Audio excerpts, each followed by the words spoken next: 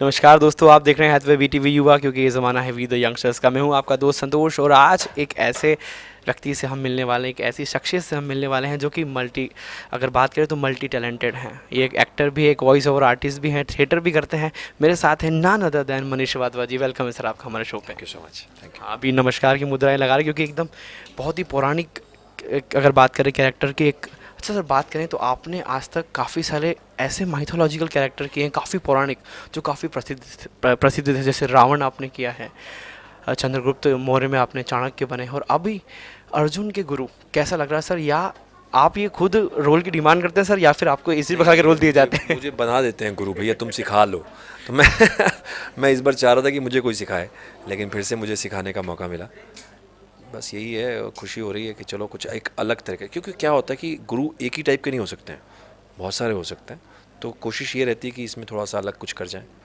Sir, आज आज तक आपने जो भी रोल किए हैं, कैरेक्टर किए हैं, वो एक कहीं ना कहीं एक अरसा बीत जा, सदी बीत जा, ऐसे रोल है। जैसे कि चाणक्य की बात करें तो अपने आप में एक रहस्यमय थे। उसके बाद आपने कुंभ, जो एक रहस्य था। और अब एक ऐसी दास्तान जो मेरे ख्याल से किसी ने नहीं सुनी होगी। लेकिन सर, एक सवाल था जहन में कि ये जो आप पूरा शो आपने शूट किया, ये आप उसी काल में मतलब बात करें तो उसी सेट पे आप शूट कर सकते, लेकिन क्यों फिर एक अभी की एक यंग जनरेशन का बंदा आपने लिया और फिर उसी के साथ आप इस पूरे जो कहानी थी उसको मर्ज कर रहे हैं? ऐसा कैसे कॉन्सेप्ट, विचार कैसे आया सर? ये भैया, मुझे तो काम करने का मौका मिला है इसमें। ये उनका उनकी सोच थी, बहुत अच्छी सोच है कि आज माइथो के साथ आज के ज़माने 2016 में पहुंचकर आज के यूथ को किस तरह से, क्योंकि आज यूथ थोड़ा सा कहीं ना कहीं भटका हुआ है। ये सब नहीं है, उसमें से 50% अच्छे भी हैं, 50% कहीं भटक गए हैं। ख़राब कोई नहीं है, वो भटके हुए हैं। तो राह पर कैसे आएंगे और वो सही जगह कैसे पहुंचेंगे, क्योंकि अंदर से वो भी चाहते हैं लेकिन भटक चुके हैं। तो वो कैसे होगा और वो कैसे नहीं होगा, तो माइथो के साथ जोड़कर, जैसे मैंने अभी जिक्र भी किया था, सत्य जीतेगा। अच्छा सर, अगर बात करें जो भी आप कैरेक्टर निभा रहे हैं उसके बारे में कुछ बताएं सर। वासुकी जी। वासुकी गुरु है अर्जुन का। अर्जुन है तो वहाँ कृष्ण होंगे, तो आप ये कह सकते हैं कि वो टीचर है उसका, सिखाएगा उसको। और जो शक्तियाँ उसके उसे भी नहीं पता, उसे उन्हें जागृत करेगा। और वो कैसे होंगी, क्यों होंगी, क्योंकि वो भी अभी तक जो है रहस्यमय बना हुआ है। अर्जुन बौखलाया हुआ है, ये हैं कौन ये लोग जो मेरे पीछे पड़े हुए हैं।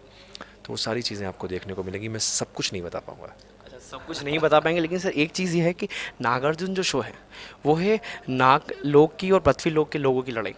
और जो आप कैरेक्टर कर रहे हैं वासुकी, जो कि शिव शंकर जी के नाग हैं, तो वो अर्जुन की हेल्प क्यों कर रहे हैं नागों से लड़ने के लिए सर? कुछ क्योंकि वो है तो नागी लोग का ना, है तो वो खुद भी नागी, तो कोई भी बुरा काम करे वो उससे बर्दाश्त नहीं होगा।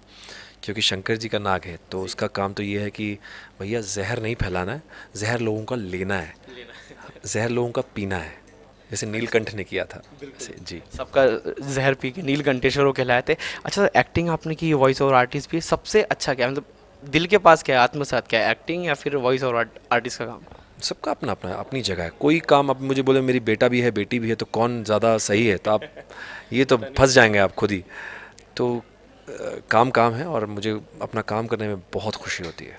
अच्छा सर, इसके अलावा अगर कोई आपको रोमांटिक रोल दिया जाए अगर इन सब से हट के, तो वो करना कैसा रहेगा सर आपके लिए? मैंने किए हैं, बिल्कुल किए हैं। महाकुंभ में मुझे सारे वो शेड्स, अभी पिछले साल की बात है, सारे शेड्स निभाने को मिले। मैंने गाना भी गाया था उसमें, डरा भी था, डराया भी था।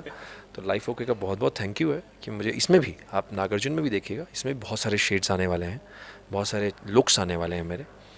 तो किरदार की बात है, फिर वो चाहे रोमांटिक हो या कोई भी हो, भगवान मालिक कर लेंगे। अच्छा सर, एक बात बताएं कि एक्टिंग ज़्यादा डिफिकल्ट है या फिर किसी अलग कैरेक्टर को, जो कि हमारे अगर बात करें क्योंकि सर वॉइस ओवर आर्टिस्ट भी है, सिविल वॉर और पूरी अगर कैप्टन अमेरिका सीरीज़ की बात करें तो काफ़ी सारी बार आपने आवाज़ दी है सर, तो वो ज़्यादा कठिन है या फिर कैरेक्टर को निभाना या फिर उससे आवाज़ देना? दोनों चीज़ें। कभी कभी शुरू में तो जब आपको पहुंच के पहले देखना पड़ता है कि उसने किस तरह से ये किरदार किया है, तो उस किरदार के बारे में जो वहाँ डायरेक्टर होंगे वो बताएंगे कि आगे चल के ऐसा हो जाएगा वैसे, तो वो सोच के वो कैरेक्टर पकड़ लेते हैं। उसके बाद जो उसने तो एक्चुअली जो एक्टिंग कर ली होती है, उसके बाद उसके पॉज मार्क्स, उसकी सांस लेना, उसको रोकना, उसकी चीज़ों को जीना, वो आपको जीना पड़ता है। तो मुझे लगता है वो थोड़ा सा डिफ़िकल्ट होता है, क्योंकि यहाँ तो आप अपनी तरह से पॉज मार्क्स लेते हैं, अपनी तरह से सांस लेते हैं, क्योंकि आप कैरेक्टर खुद करते हैं। वहाँ जो किया हुआ है उसको आप हिंदी देते हैं या भाषा दूसरी चेंज करते हैं। सर बात करें आपने इतने बड़े बड़े कैरेक्टर किए हैं तो इसके लिए कितना प्रिपेयर होना पड़ता है, कितनी मेहनत या फिर कितना होमवर्क करना पड़ता है इसके लिए? हर बार कुछ ना कुछ थोड़ा सा चेंज करना पड़ता है। जैसे इस बार वासुकी के लिए मैं आगे लड़ने वाला हूँ, तो थोड़ा फिज़िकल ट्रेनिंग शुरू की है वापस, क्योंकि आगे लड़ाई होनी है और वो सारी चीज़ें। तो मैंने अभी बस 15-10 दिन शुरू हुए हैं, तो मैं अच्छे फिज़िकल वापस अच्छे ट्रेनिंग में आ गया हूँ। पहले करता था लेकिन अब मुझे पता नहीं था कि लड़ना भी होगा। तो इस तरह के थोड़े से चेंजेस तो आते हैं हमेशा। सर एक संदेश अगर युवाओं को आप देना चाहें कि जो कहीं ना कहीं स्ट्रगल कर रहे हैं एक्टिंग फील्ड में या फिर बी एन एक्टर या फिर बी एन वॉइस आर्टिस्ट, कोई भी क्योंकि हाँ जी बताया, उनके लिए क्या संदेश देना चाहेंगे? संदेश नहीं, मैं उनसे सिर्फ एक रिक्वेस्ट करूँगा कि आप जो भी करें 100% करें। जिस भी लाइन में जाना चाहते हैं वहाँ अपना 100% झोंक दें किसी भी तरह से। 1% की भी गुंजाइश हुई तो नुकसान उठाना पड़ सकता है। बस लगे रहो और 100% देते जाओ। ना हो पाए तो मेरे घर पे आ जाना कि ये हुआ नहीं भाई, मैंने 100% दिया था। यार केवल इतनी सी बात है कि मंजिल तो मिल जाएगी, भटकते सही, गुमराह तो वो है जो घर से निकले ही नहीं। Thank you so much sir हमसे बात करने के लिए। Thank you so much.